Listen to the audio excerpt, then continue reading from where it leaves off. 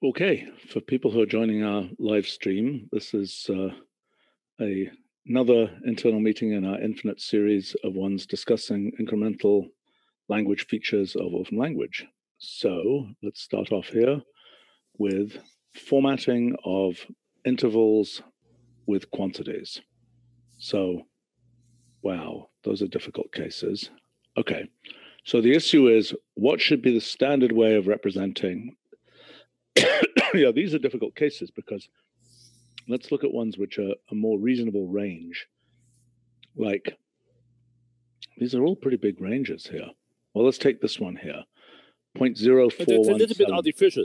This is because interval, to be safe, rounds one smaller step inward. So originally they were all intervals of 0, which auto-round to this small machine number. Which is crazy. Yeah, but it's there since 25 years. Well, the new type setting will allow us to fix this. Do something nicer, yes. Right. Mm-hmm. I don't like that. I think it should be a dash. But I think this is specific. We think this is specific to quantities, right? We don't plan to do this for other uses of interval. No. You had only suggested, and I fully agree, it should only be for quantities. Okay. Why should we have special formatting just for quantities? By the way, Itai, you sound like you're in a cave. You might want to. Is this better? Yep. Okay. You mean as opposed to having it for all uses of interval? Right. Either all the uses of interval or, not doing. Yeah, I mean, I don't see why intervals should look fundamentally different inside of quantity as opposed because to... quantity is already doing heuristic formatting, and it's a case where, intervals use generally can be pretty arbitrary, whereas this use is really for measured things. And they have, let's discuss what we're going to do for for quantities first, and then we'll loop back to whether we can apply the same reasoning to general intervals. Okay? So... Okay. I think in the literature, a long dash is the thing that is uniformly used for this. Is that a true statement, Michael? I do not know. It's definitely used, but I'm not sure if it's the majority even. Well, I've never seen this. Well, sometimes there is the actual interval notation with brackets. But this here something else. Yeah, that's something else, and that's much more mathy. Yeah. I mean, this is, look, if I say, let's say something like, I don't know,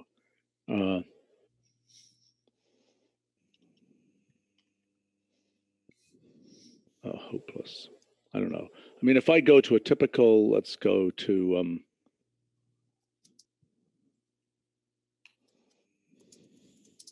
it was really weird. Archive appeared to be down. Okay, let's look at, I don't know, should we look at experimental high energy physics for a minute?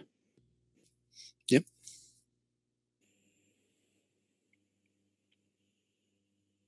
My God, this is the stuff I used to do like 40 years ago. Exact same type of thing. Oh, the only thing that's changed is the energies. Okay, let's take a look here. See what they have. Okay, there's our plus minus notation.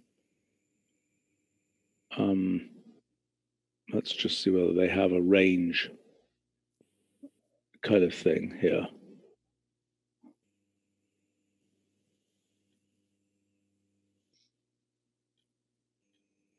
Nothing. Oh boy, they now have the authors are now a footnote. Gosh, I can't believe this stuff. It's just exactly the same things that were being studied before, except that it wasn't even, it was, it was just making it to a GEV back in my day. Okay, a lot of plus minus stuff. I noticed that they're using the 2-digit convention for their plus minuses, which is encouraging. Mm-hmm.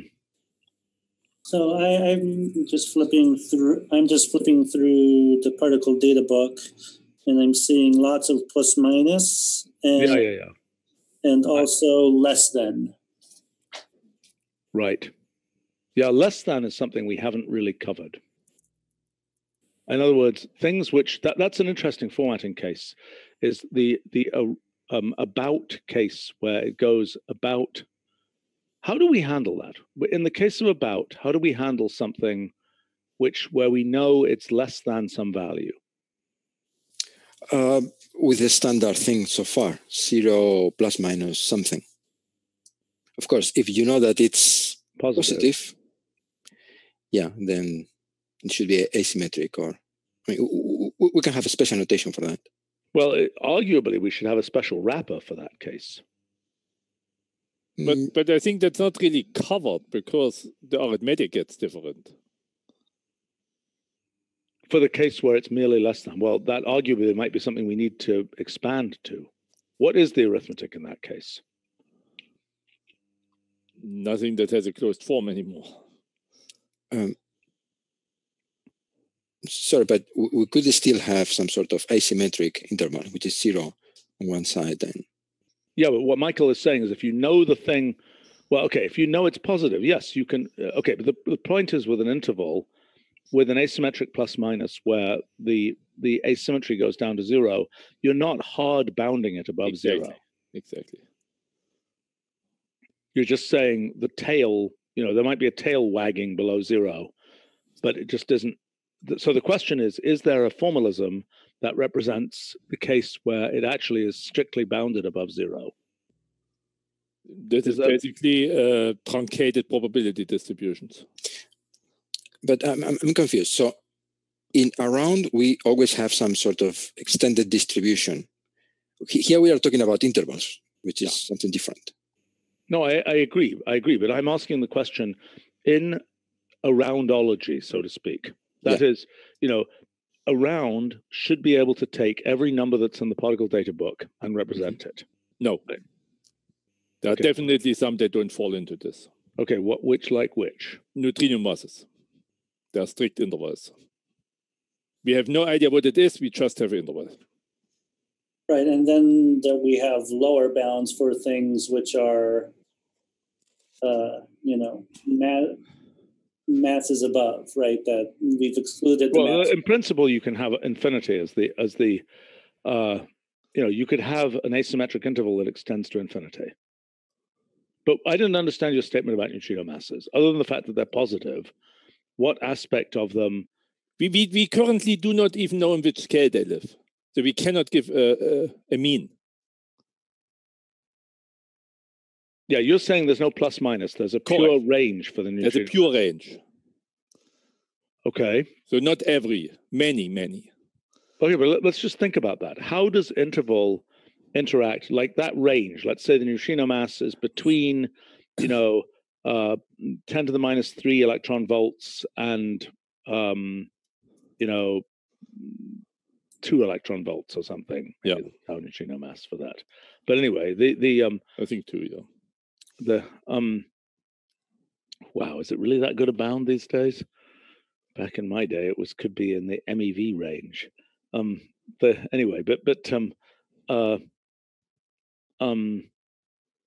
It's so sad. All those particle numbers that I actually knew, like the mass of the sigma is 1385 MeV or something. Those digits aren't all correct anymore. So sad. Okay. In any case,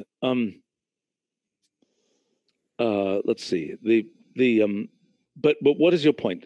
So if you have an interval like this 10 to the minus 3 to 2, does that play nice with around numbers or not?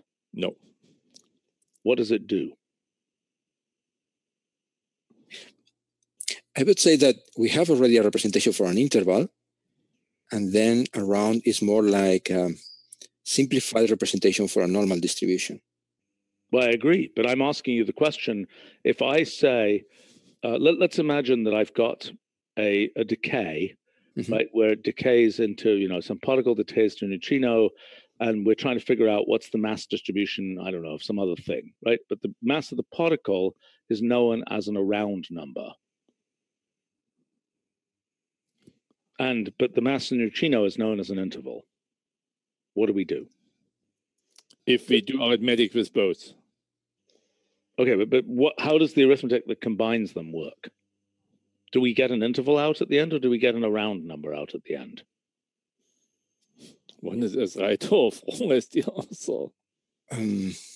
Yeah, well, we have to make some kind of decision, right? I mean, arguably, if the around, okay, so here's a criterion. If the around distribution is much broader than the interval, it's like, great, there's an interval. It's between 2.07 and 2.08. But the other thing is 1 plus or minus 0.3. Clearly, the interval is smothered by the around distribution, right? Yeah. And similarly, the other way around. So I would argue that what you get out depends on, which one is the dominant source of error. While this is nice from the semantics, it's not nice for programming if you get different heads out. Well, okay, but we already know that there's a way of getting from the around. You just wrap it in an interval and you get the interval, right? Yeah. Similarly, presumably, when you have an interval, you can wrap it in an around, and it will give the around version of that interval. Is that not correct? We could do that. We are not doing that right now, but we could. I think we should. So I would argue that the right behavior is, look at what the dominant source of error is and return it in that form. And, okay, so let's now go back to this and discuss the question of how we deal with these intervals. So, clearly we don't want it. The kind of thing we would use is, let's say, what is it called? It's called a long dash or something. Is that right? Jeremy, do you know what? Well, that doesn't look right. But something that looks terrible. I mean, that looks like a minus sign. Yeah, do we have Jeremy here? Yeah, it'd be an M dash. I think it's option minus, or shift option minus for M dash. That's the same thing. Okay, so one question is, do we always parenthesize an interval? I think so. It makes and I think this looks terrible. I mean, I think that if we're going to do something like this... Yeah, and what if they're both negative? Oh, gosh. Okay, question. Okay, good question, Jeremy. Okay, so if they're both negative, arguably, the minus sign should be factored out like that, right? If they're both negative. If one of them is negative, then it looks something like this, right? It's going to lead this to +6. Now, I mean, that's very, very, very super confusing, that particular form there. Arguably, this should be, should say, going up to +6 here. That looks terrible right now, but if we spaced it out better, it might look better. We could insert a 2 in between rather than a dash. Do we really want that much text in there? Not much wider. It'd be clearer for me. I think that's confusable with the minus sign. Well, okay, so go ahead. Some languages use a wavy dash, like Japanese uses a wavy dash sign, and that prevents confusion with minus signs. And I think it's kind of readable. Yeah. It's just wavy. It's I've seen those. I mean, do we have a Unicode character that corresponds to that? Do we know what that would be? Yeah. I have seen that actually in Japanese journals, particularly. Michael, have you seen those things also? I think I've seen them. Okay, so let's enumerate the cases that we have. Okay, somebody have a Unicode version of it?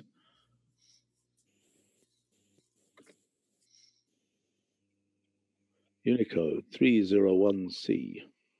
It's called a wave dash. Okay, I wonder whether we have that as a character. That would be a worthwhile thing to know. Do we have // wave dash? Doesn't seem like it. So that would be a thing, by the way, to get added. That would go to Andre. Okay. Okay.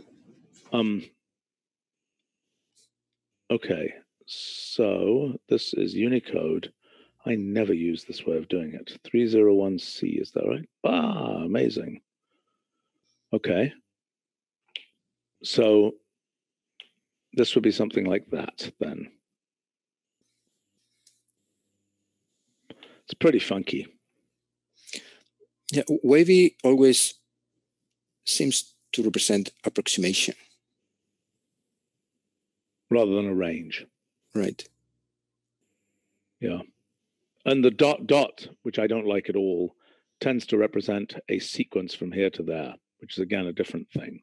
Right.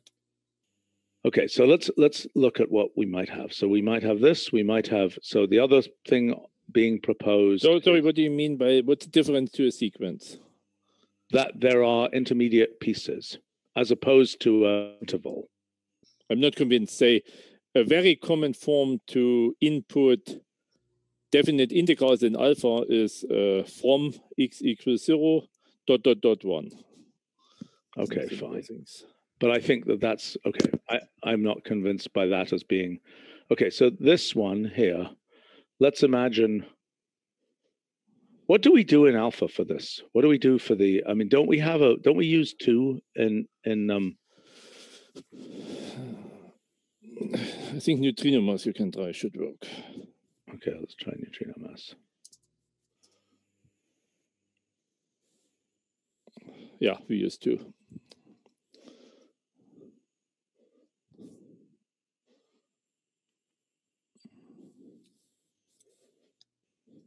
Oh yeah. I have to admit that looks pretty reasonable.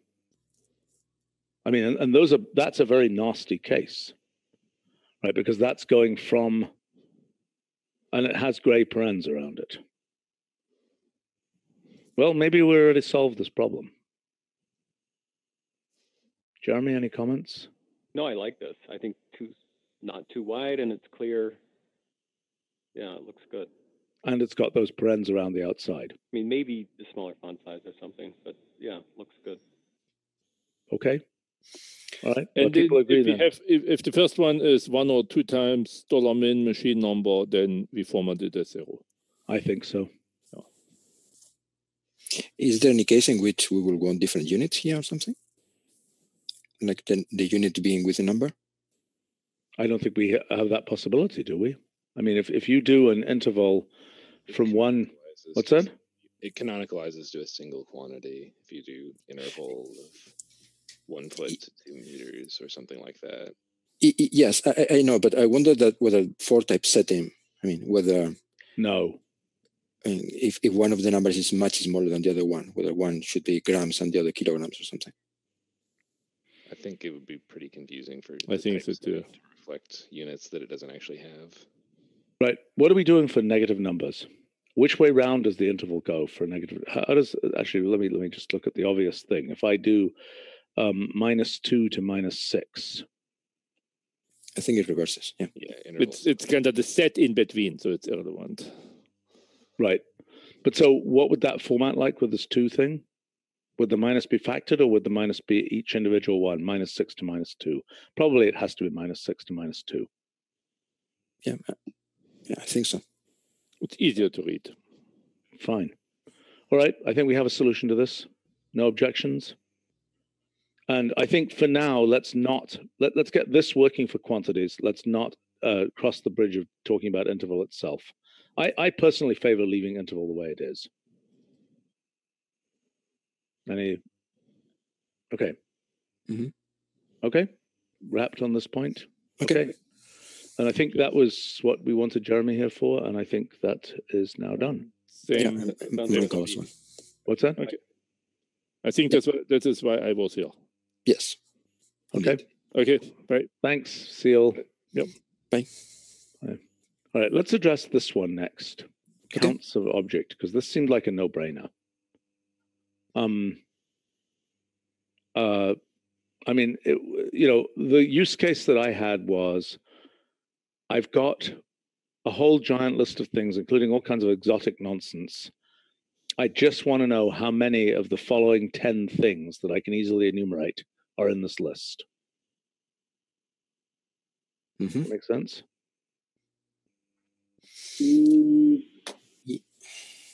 Well, maybe if they're literals. I mean, I think patterns are more questionable. Patterns are more questionable. I agree with that. And I wasn't even thinking about patterns for this case. But so what I was thinking of here was, so let's say this, for example, and then let's say counts here. And what I want to be able to do is say, I just want range of 10 there. Okay. Now, okay, so the question that Itai is raising is, what if those are patterns? We could use alternatives here. Yeah, we could use patterns. I mean, patterns would say, you know, first you do a cases to find out which occur, and then you run counts. I mean, this is equivalent. So I claim this particular thing here, arguably, is equivalent to cases of the alternatives of this, followed by running counts. We have count. Yeah, but counts. If I say count of line 76, and then I say, you know, blank integer, right? It's going to say 100, right? So it's, in other words, it's giving a single result. What I'm asking for here, what's that? Yeah, I see what you mean now. Mm-hmm. I mean, I don't think this gives. No. Yeah, I mean, that's doing alternatives there. Mm-hmm. So this is saying make separate counts, because also this wouldn't be so useful, because this is basically, you'd have to go and kind of track down which corresponds to which. Right. So, okay, anybody object to having patterns here? Where it's effectively equivalent to the cases followed by the counts? Well, one problem you're going to have is that presumably you want to use the patterns in as the keys of the association that's produced. And no, I don't want the patterns. I'd be perfectly happy to have, well, I think, maybe I haven't thought it through properly. I think I'd be perfectly happy to have the literals that are what the patterns resolve, you know, what the instances of the patterns in this particular list are. in this. So what I'm saying is, if my pattern here was... So this returns counts returns an association. Correct. So you're telling me that... So I'm saying, but maybe I'm wrong here, okay? So that's what counts normally does, right? Mm-hmm. Okay, so now the question is, if I were to ask for, so let's imagine here that I were to say, you know, cases. So you use, you know, blank or n blank / semi n less, you know, n less than 10, and right. Okay, so let's do this. Let's have that range. Okay, then the question is, and now, so one possible form would be that I'm effectively saying that. So let's imagine that I use that pattern. Let's imagine that the original thing I had was counts of counts of 76, comma, and then that pattern. Or that pattern in, you know, let's say I wanted to have 3, 4, that pattern. See what I'm saying? So now the question is what's returned the really quite wild, as far as I'm concerned, association with that pattern as one of the keys, which seems to me fairly useless. Well, I don't know. Not useless for humans. I think it's not very useful for machines. Right. Well, so, okay, so there are two issues here. One is that, right, so patterns as keys are essentially wrapped in verbatim. So you can't sort of easily extract the count. Well, I suppose you could, but you'd have to like feed in the pattern, right? Yeah, it's pretty horrific. Yeah. I mean, I think the other issue is, I mean, right, that is potentially, I guess, two issues. One, that's potentially a very long list of things. And, right, if the patterns aren't necessarily disjoint. That's a good point. Well, no, actually, that's a good reason. Okay, so, that's a very interesting case, right? The patterns are not disjoint. So is it the case? Right now, we have the identity for counts that, you know, the total of the counts is the number of elements, I think. If we had overlapping patterns, we would break that identity, potentially. But if what we did was to say, you know, every pattern gets its instances added to its count. So that's an argument against doing it that way, and for doing it in the do the cases first, then simply give the literalized forms of the patterns. I think it's really pretty useless having patterns as keys in an association. I don't know, other people have comments. Jose, anybody else here have comments about this?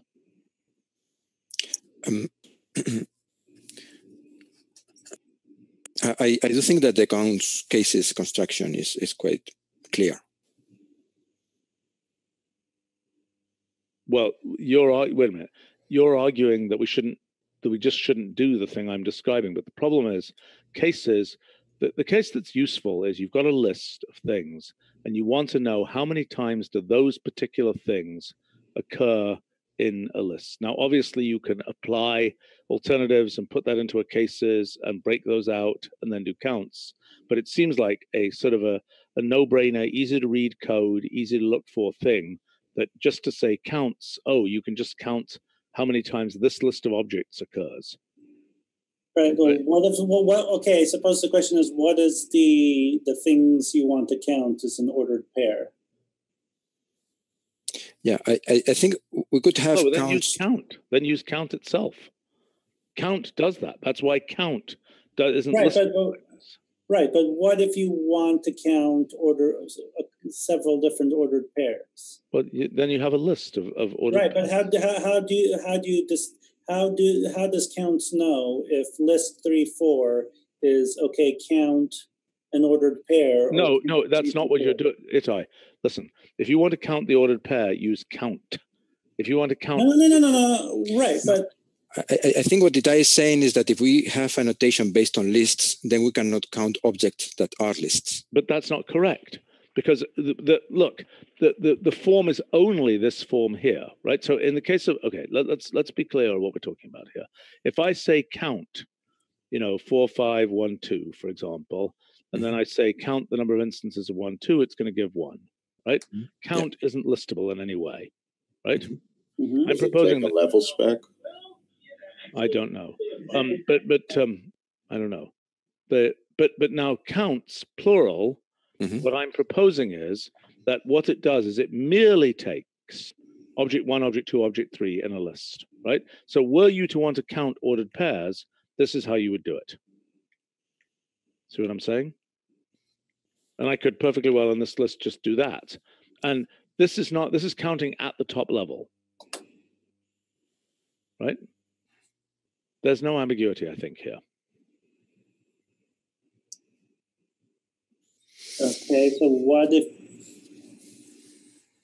Right. So what would counts of just n_/semi n less than 10? Is that an error? Is that? I think it's an error. Okay. I'd be perfectly happy for that to be an error. So my impression is that if this was alternatives, the most external list, then it could be clearer in general. No, but why would we do that? The whole point is the use case is you've extracted a list of things, right? You want to count how many times that list of things occurs in this big data set. That's the use case. If you've got alternatives, then you can use cases and you can break it apart and you can do this and you can say, it's a different thing. That's the use case is I've got a list of things. How many times do those occur in this? And for example, well, let's look at letter counts because I don't remember how that works.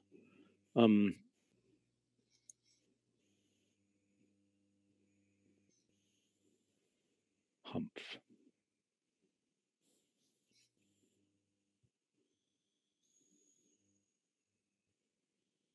Oh, wow. So letter counts already has something a bit like this, but it's a slightly weird case because letter counts is normally counting standard letters.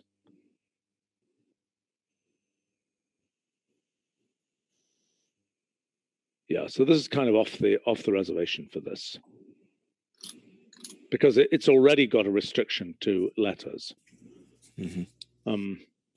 Let's just look at bin counts here.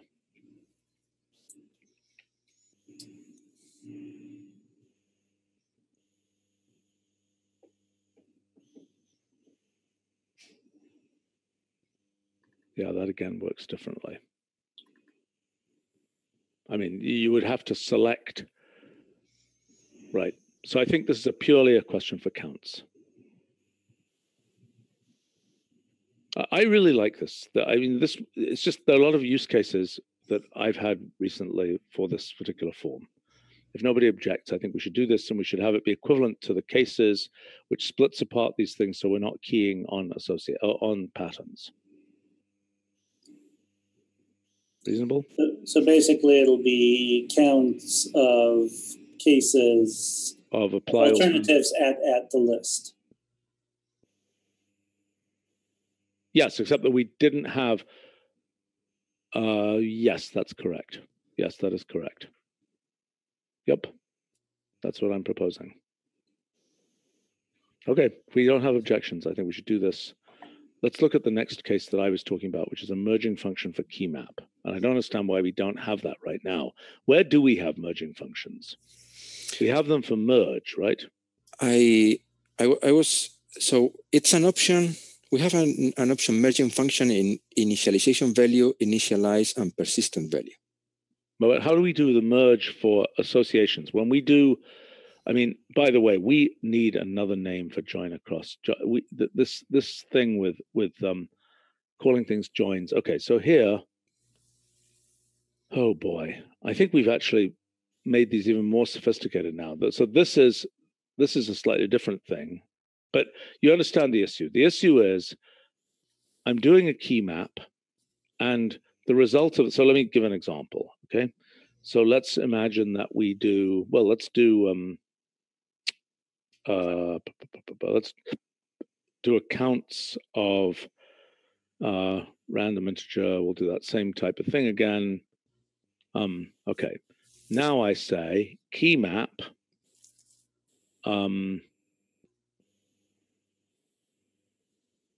Now this is similar to the group by mechanism, right? So if I say KeyMap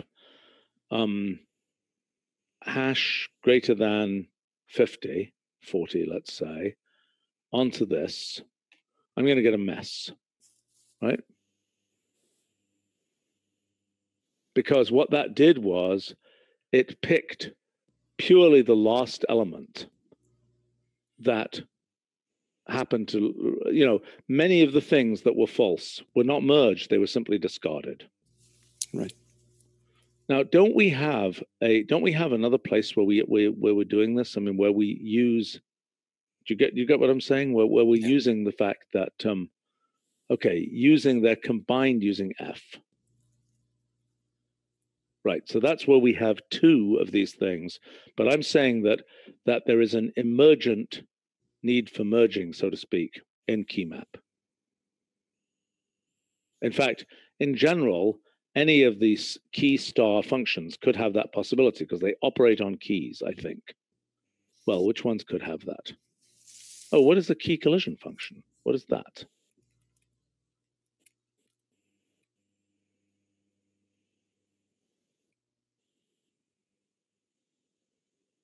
Not being joined, but nevertheless have the same key. Okay, so I thought there was something like this. Okay.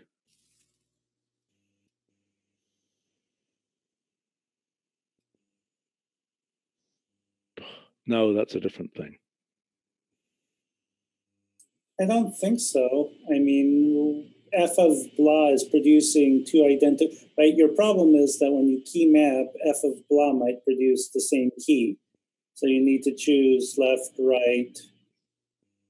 No, what I'm imagining, I see what you're saying. Well, okay, that's a sequential. Oh, but that's a new pair of keys. I see. What I'm seeing here is that KeyMap is very much like group by, right? Because group by is taking. See what I'm saying? This is kind of group by meets KeyMap, I think.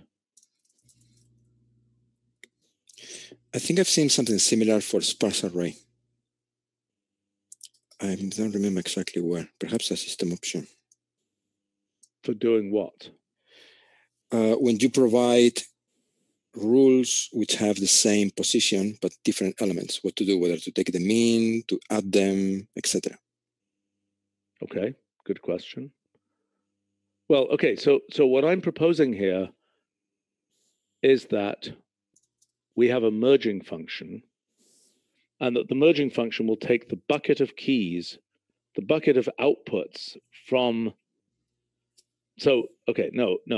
This is saying those things which wind up with the same key, how should you combine? So, for example, I mean, again, we've had a case like this. Where is it? We've had something where we're doing exactly this, where you can say first or list or whatever.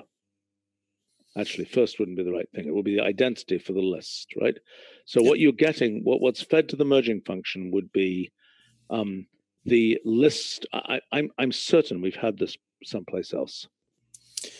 Yeah, I'm looking in sparse array. In sparse arrays, we have something called treat repeated entries, which by default is first.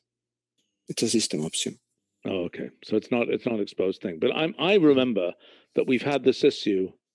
I think this is, wait a minute, isn't this the combiner function? What is that called? Combiner function? Yes. This is where this comes up. What does this even mean here?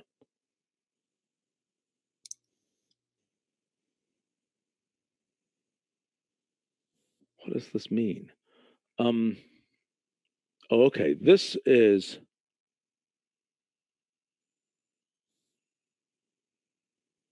wow. Where on earth does it document that combiner function arrow JSON works? Oh boy, Sushma, this is a thing you need to chase down. This has an inadequate collection of examples, but okay. This is a case where we have something similar, right? Do you get what the point is here? That what this is doing is, this is saying,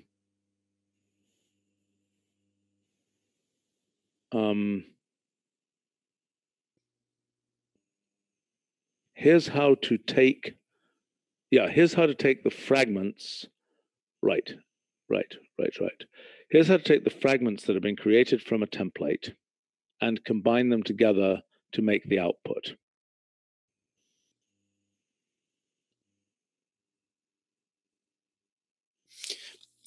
But this is potentially something that already happens in association itself. Like association is presented with rules, several rules with the same key. Right, and it's what it does is it throws out everything except the last one. Right. Okay, so what I'm saying is, I see, you're saying that association itself could have a merging function. You know what? This is where I'm remembering this from.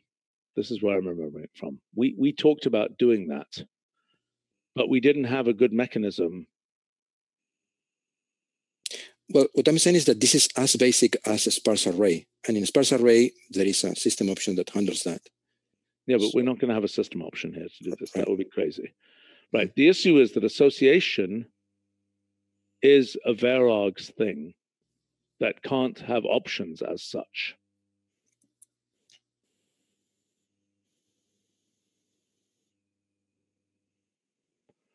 Okay, so normally, if you have that list, if you have a list that is at the level of an association, then what you would normally say, how would you do that? So you have something which is like a list which has, A arrow 1, B arrow 2, A arrow 3, C arrow 4. Okay. Mm-hmm. The first question is, how do you turn that into an association where A goes to 1, 3? And there is a way to do that. What is it? I mean, if I just say association of this, it's going to say A is 3. Okay. actually that syntax would perfectly well allow an option here. Right? If the first argument of association is a list, we could perfectly well have a merging function there. See what I'm saying? Yep. That would be quite nice. Okay, so let's see. Who knows about this in detail? Who? I mean, it's Konstantin and Tom and people like that know about, and Tally, I guess, knows about the design of association. Correct? Yeah, I was wondering whether, I mean, because these will return an association, but this could also be useful for a list of rules returning another list of rules. So perhaps it deserves its own function. Well, sure.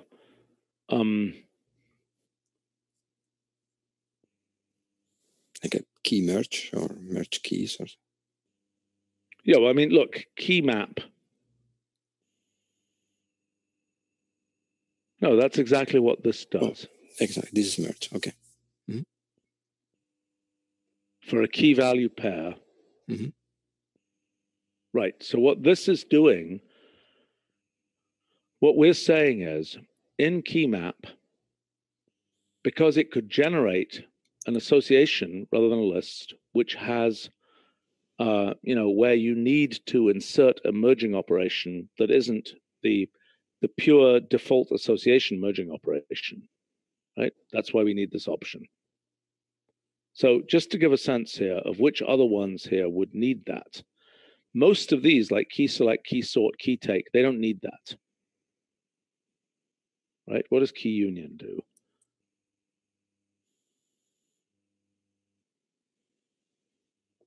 Yeah, so that again doesn't need it, right? So it could be that the only one of these that needs it is KeyMap. Because all the others have the feature that they can never, they just prune an association.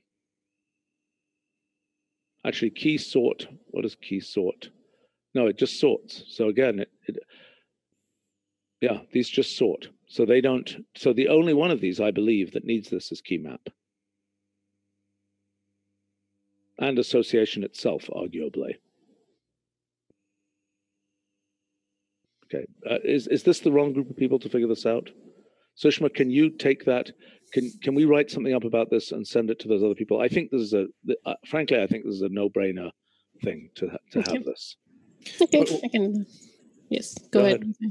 Once we have merge, I think if it's needed, the list of rules can be made to pass first through merge and then association.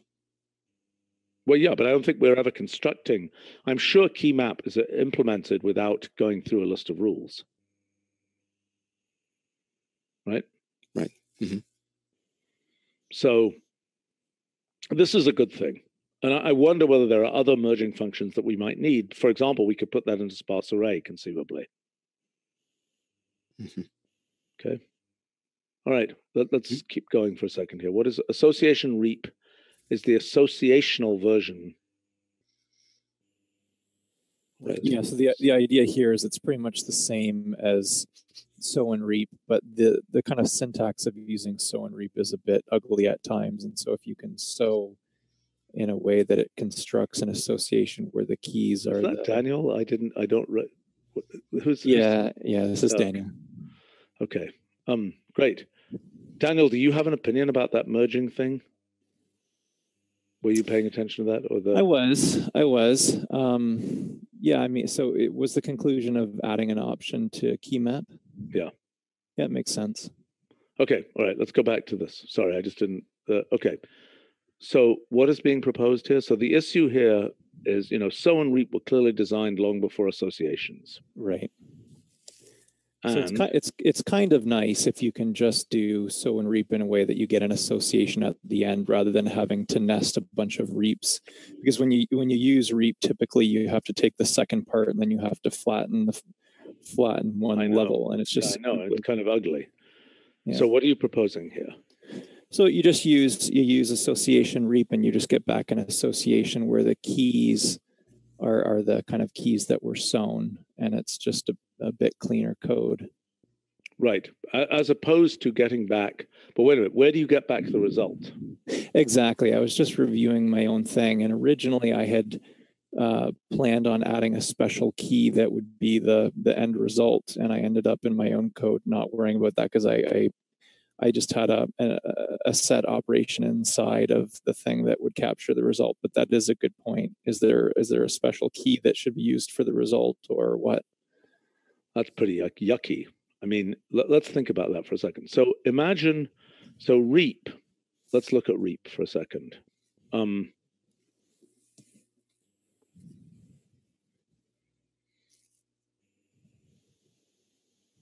Reap has a combiner function. So why does C have this weird association? Yeah, so I also had the ability to sew subcases, subparts that you can sub-association. That seems fairly insane. I didn't end up using that myself. Right. Conceptually, I like it, but it might not be practically useful. Well, the issue is, can you sew anything other than a one-dimensional object? Mm-hmm. You know, now arguably, okay, so let's big picture of this. You know, sew is an alternative to assignments for, you know, I mean, whatever you could do with sew, you could now, in principle, do with assignments to an association, if I'm not mistaken, except that we don't support that. Well, but I think if in the last definition of RIP we have F being rule, then this is almost calling for another argument in which we can put association, and we replace the list in the second argument. Well, you could just wrap association around the whole thing and you get it. Well, it's just to avoid touching the the result. Right, but I mean, in this case here, so let's take this case here. Mm-hmm. Okay, so now you're saying, if I say in the REAP here, if I say comma blank, comma rule, the heck does that do? What did that just do? I think because there's no tag. So the sows do not have a tag. Okay, so let's imagine that I do a sew of, you know, floor I over 4 over 3 or something. Right. So if we had another head that replaces the list around the rules. No, I understand. So I mean, obviously the case here, so what you're saying is Daniel's thing is association of last of this. Right.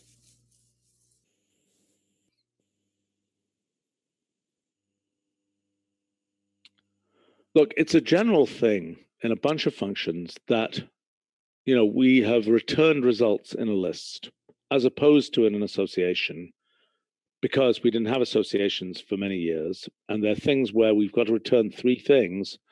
And, well, when we return 2 things, it's kind of senseless to return them in an association. But in this case, the question is, where does the result go?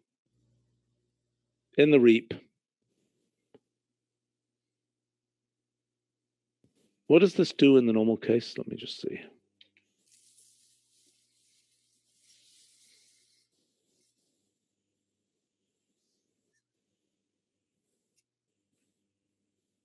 I see. So that doesn't have the tags visible. So in order to get the tags visible, you have to put this third argument. Is that right, Daniel? I haven't used that version of REAP. But you could get that. I mean, that would allow you. So what this is doing is it's grouping by the tags, but it is not returning the tags. And your point is that returning the tags is useful, which I kind of agree with. Yes, because this is typically used specifying the tags in the second argument, so that you know what you are going to get back. I'm sorry, the second argument, the most common thing would be to specify a tag like 2, for example, here. Or at least 0, 1, 2, 3. Right. So you put there the list. So you're pruning, right, you're pruning which things you want to get out. Right, and you specify the order in which you will get them back. I see. So the alternative would be an association reap. The problem is, where do you put the result? Because I think it's very bizarre to put the result. I mean, there's an association reap in which you'd always have to say last of the thing before you indexed into the, association keys. That's also a little funky. If we are reaping multiple associations, don't we want that to already be a list rather than an association of associations? Or do we really want to have tag goes to? I guess we could do that. No, sorry, what are you saying? In this case here, what it does is, it doesn't, the tag is not used unless you give a third argument that says how to use the tag. So for an association flavor of this, the tag would become the key? Correct. Okay. I'm still thinking basically that we could have association return a list where the first argument, the first thing is the result, and after that, I agree. So really what this is, as Jose has pointed out, we could have a fourth argument to reap, which would achieve the same thing. Okay. And there seems to be no harm in doing that, although it seems like it's a very ornate object. But we have many precedents of functions taking FG. This is like constructing associations using inner, in which right. I agree. No, okay. So look, I agree that that's a good thing to put in there. Now the question is there a use for association reap as a separate? So, okay, agreed. Fourth argument here is what to wrap around the list, right? So it's not an application, well, or is it an apply? I think it should be I think it should be apply. I mean, the standard thing with G functions is that they replace list. So it would be G of F, comma. Right, and if you don't want that, you say G of list hash type thing, right? Okay. So then, all right, fine. That seems reasonable to me. Now the question of whether we need a separate association reap, I think we can look at once we have that reap, that form of reap. Mm-hmm. I'm not, if it wasn't for the fact, I can't imagine making an association reap have a different structure with respect to storing the result as ordinary reap. And yet with association reap, it doesn't seem useful unless you can immediately start indexing into the association.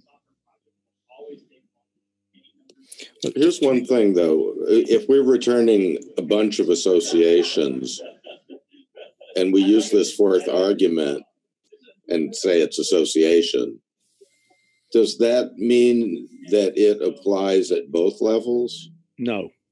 Why would it apply at both levels? It's just applying it to the result of, I mean, what you'd have to do is you'd have to say, look, the form that you'd have to do is a little bit grotesque. It's a little bit, paint by numbers type thing. You'd have to say that.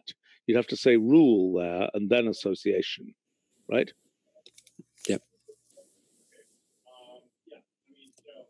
I mean, I don't know. Honestly, I'm concerned about having that fourth argument be an apply as opposed to a construct. Well, I'm just trying to follow what we do in many other cases when we have pairs FG. Right. This follows exactly that paradigm. Listen, I think we should pick this up next time. I think we didn't get this.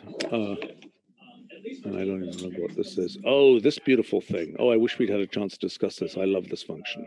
But that's going to be a longer discussion. Yes, it is. All right, okay. Let's continue this another day. All right. Thanks all. Thanks to the folks on the live stream. Thank you. See y'all. Bye.